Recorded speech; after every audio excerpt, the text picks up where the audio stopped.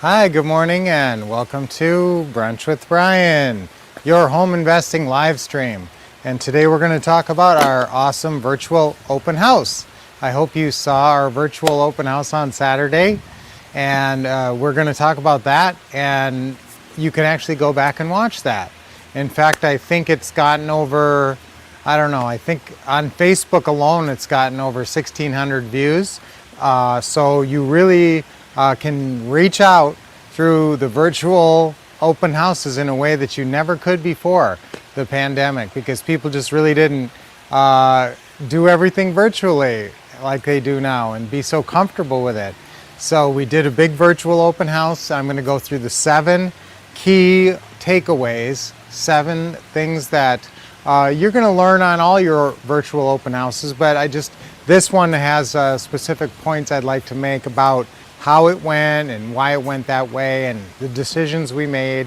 And hopefully you were with us on Saturday and you enjoyed that open house. Before we jump into that, it is the day after, it's Easter Monday. You know, some people actually get this off school. It's flash drive. Listen, it's go for broke day. And that's what we did on Saturday. We went for broke. Even though the house wasn't really ready, and I usually am kind of a stickler on that kind of thing.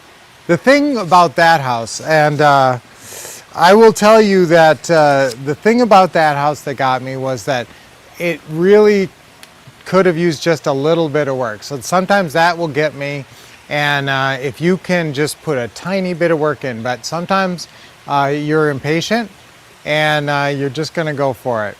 So since it's go for broke day, let's do a little affirmation. And plus it's also the first Monday of the month. So you guys know how I am about fresh starts.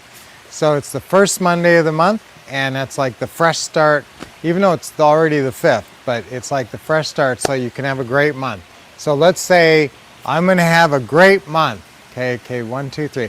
I'm going to have a great month. Okay, let's say that one again. I'm going to have a great month. Okay, one more time. I'm going to have a great month. Okay, so we're still early in the month, so let's kick it up and get a great month going here. And Easter it's kind of hard to really marshal a lot of effort on Easter for some folks. We did on that weekend, but you know, there's a lot of people out on Saturday, and so you can make a lot of good progress. All right, so I want to get into the 7 keys to what we had on the open house. And but let's do our deep breathing first, okay? And let's do nice deep inhales. Okay, ready? And a smile.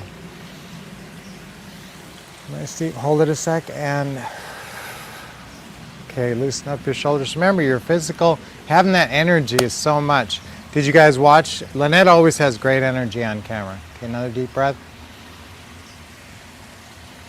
A little bit and loosen up your shoulders, your neck, especially we hold a lot of tension in our neck. One more. With a big smile and let it all go. Let all that tension, negativity go. Get a big smile on your face. I'm such a huge believer in smiling. I don't talk about smiles enough. It releases all kind of positive chemicals in your brain and makes you think, why am I so happy? And then you come up with reasons. So here's some lessons from our open house, from a lot of these virtual open houses, but specifically this one.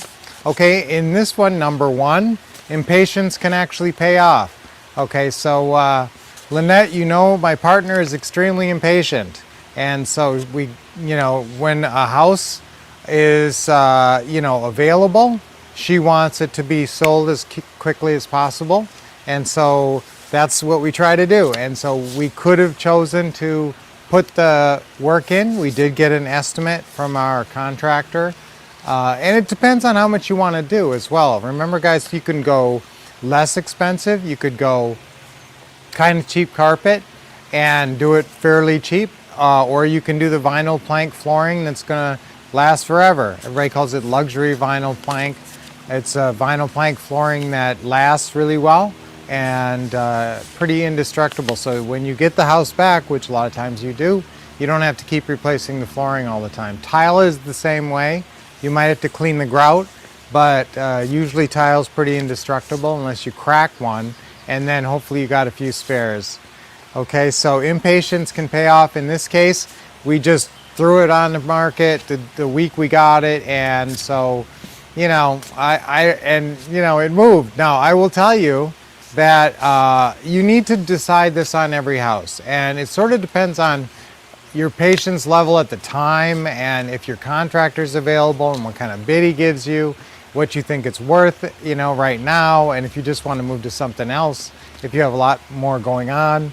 And so there's a lot of factors to play into. Should I do it as a work for equity? Should I let it be rough? Should I let there be stains on the carpet? Should I, you know, and maybe it needs a little paint. Actually, I was surprised. I thought the interior was going to be rougher, but the paint was good. The carpet was what really was shot. So, you know, that's one of those where if you go in there and redo the carpeting, maybe that's worth it.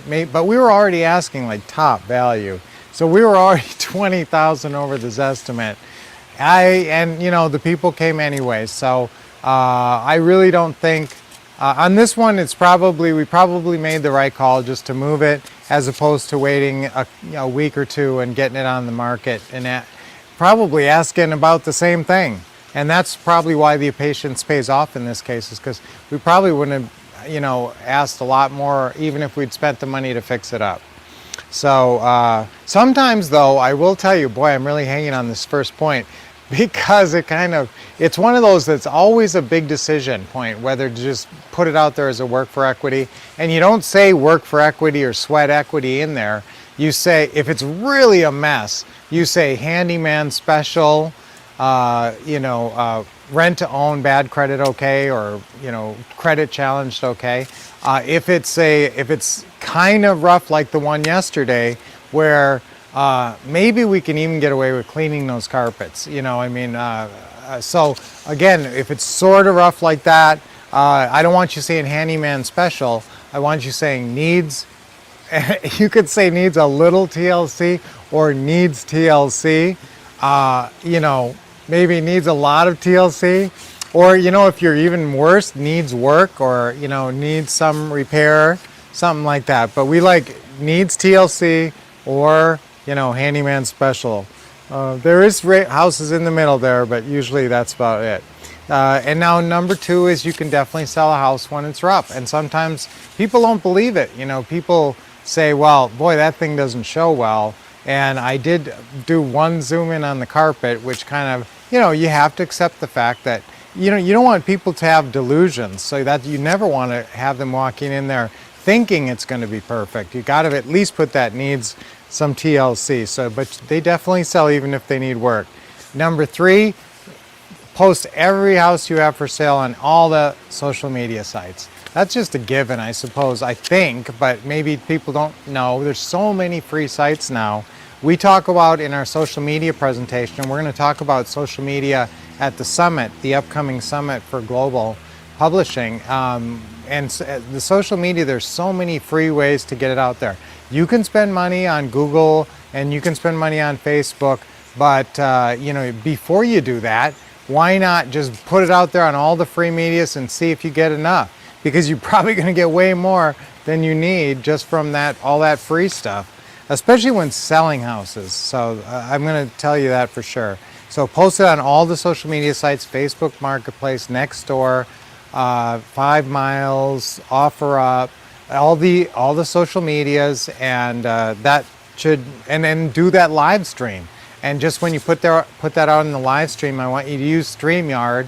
And maybe you guys don't know this, but you're gonna, you know, StreamYard's a pay service, but you'll sign up for StreamYard, and then you can do that live, and it's not just on Facebook Live and YouTube, it's on a bunch of different platforms all at once, and then you can post it to Instagram later, so you can get a lot of people to view it. In fact, we got over 50 people on all across the platforms, people watching it at the live open house, and then we had a lot of hits over time. And so people keep going and looking at it, and you don't close the doors on everybody. You don't say it's all done and, you know, we've seen our last person. You try to drag it out. Now, if you've got some really good candidates and you don't want to mess with them and you don't want to lose them, So you might have to, just say, okay, you guys have it, and move forward with them. But it's always nice to leave the door open as long as you can. And so usually we'll try to say we're going to make the decision within 24 hours or something like that, and or maybe even 48 hours. And sometimes if you really have a lot of close ones, you might even want to do a background check. Now, we do a background check on everybody, even if we pick them, but we usually will pick them and tell them we pick them and then do a background check just as a due diligence. But what's going to come up on their background check? Bad credit? They know, you know they have bad credit. And unless something weird on a criminal history comes up, you're going to move forward with that person. And it really hasn't come up. We've never really had a problem where someone, big bad criminal background came up and we said, sorry, we can't move forward with you. Now, put signs out, post social media always, but also put signs out if you want people coming live. We weren't really encouraging the live because I'm going to get to that in a second, number 5, that we weren't really encouraging live, and it's sort of a balancing act there. You like people to be there live, but it's harder to do a quality virtual if there's a lot of people there, unless you have someone running the virtual and someone can talk to the people, or 2 or 3 people. Okay, so post on all social media sites, put signs out there when you're looking for a lot of people to come in person. The next one, the major challenge, number 5, is that number 4 is follow the steps in our guide. Now, there's a lot of steps to this, and even scripts in that. So remember, if you have our deals at a distance system, you have all the scripts and the steps, or if you have our 1-hour open house system, the scripts and steps are in there. So, and you know what, if you have our 1-hour open house system and you don't have the deals at the distance, call and I'll give it to you for, I can't say I'll give it to you for free, but I'll give it to you for cost, and I'll give you the deals at the distance, because that's got the new virtual open house, and you can tie it in with your 1-hour live open houses. I want you to do that now, pretty much from now on, always be doing a virtual. We never did virtual before, and now we went all virtual for a while. And so now I think the best thing moving forward, as time moves forward, is going to be some kind of a hybrid as people get more comfortable coming live to your open houses. So number 4, you're going to follow the steps in our guide. It's called the Open House Closers Guide and the Open House Greeters Guide. We've got 2 guides there. And then we've got the Virtual Open House Guide, which is really spectacular. I just finished that not that long ago. Okay, so number 5, one of the major challenges is handling people coming and sort of disrupting your virtual presentation. You could see that's an issue sometimes. So you definitely got to have a couple of people who can handle it. 2 or 3 people who can talk to people while somebody else is handling the camera. And so you got to know that going in, that you're going to work it out that way. And one thing that's very helpful for that is have a really long list of benefits or a good flyer. Now, I will tell you that this did get thrown together a little bit because we didn't have a lot of time. We decided to do it like on Friday, I think, and so pretty much we didn't have the normal prep time, which normally I'd like you to have a week. I'd like you to have a week so you can do more marketing and you can get the flyers right and do some more things and maybe do a little more with the house and things like that. So, but if you have a really short window and you're going to be out there, I want you to have this long list of benefits and a flyer, and this can actually be helpful. Pick a couple spots that would be good to just stop and talk, on camera, because you're going to need to fill some time at points, and especially if you've got people wandering through who don't want to be on camera. That's another point. You're going to post some little sign that says you're going to be on camera, but if you have people who don't want to be on camera, then you got to kind of try to avoid people, and that's another tricky proposition. So watch the video and you'll see what I'm talking about more. So always have a long list of benefits, those stuff to talk about, including schools. Now the schools in that area, not the greatest, so you don't necessarily want to hit something that's maybe a questionable benefit, but if you got some legitimate benefits, you can sit there, you have that at your access. I'd almost like you to have the Zillow listing printed so you can, that has some good information in it right there. Okay, and then listen, the last step, number 7, is it's a lot of follow-up. After everybody, it's a kind of a flurry, and a lot of people are on virtual and a lot of people are live, and and you got a lot of applications, and then really it's follow-up. It's all the follow-up steps, not just calling people, especially on a virtual. Remember, a lot of these people have just texted in, so you got a lot of people to follow up with. And so really getting through all the follow-up is more than the 1 hour. So you think, oh, this is a 1 hour open house. And sometimes it is done. I mean, sometimes you got such a clear winner, you still got to follow up because you got a lot of people there to build your buyers list with. So these virtual 1 hour open houses are awesome. We love doing them. And but I think we're going to be starting to do more of a hybrid. So stay tuned for that when we start really putting out the signs and starting doing more live. We're not quite there yet here in Arizona. And you guys, I don't know what your rules are where you're at, but you know, we're going to start to have big live open houses again at some point. The biggest one we ever did, we had 151 people show up for a little townhouse. It was insane. So maybe you guys have seen some of the videos on that. All right, so great. It was another great Brunch with Brian. Lots of great information today. And so I will be seeing you tomorrow on Brunch with Brian and every weekday morning. And also tomorrow Teaching Tuesdays, and we're gonna have a great week. Now on Saturday, this is very important, we got our Taking Action workshop. That's this Saturday, and it's gonna be 11 a.m. Eastern time, 8 a.m. Pacific time. That's always an awesome event, and we are going into some really new specific stuff that we have never even covered before, including some stuff about getting people to sign on the bottom line. Some really crucial tips on paperwork and going through the paperwork and what we say. And as you're doing these deals, that's one of the things that sometimes is a scary moment, because if you say the wrong thing, you can blow the deal at a crucial moment, and you can blow the deal by messing up the paperwork. So I'm going to take not a ton of time, but I'm going to go through some really nitty-gritty stuff that you guys really need to know on Saturday. And so everybody is invited. You got to call or text 480-789-3649, and you're going to be everybody who registers early gets a prize.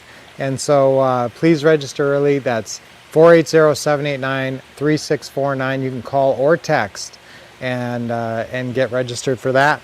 And we'll see you back here on Brunch with Brian tomorrow morning. So have a great day.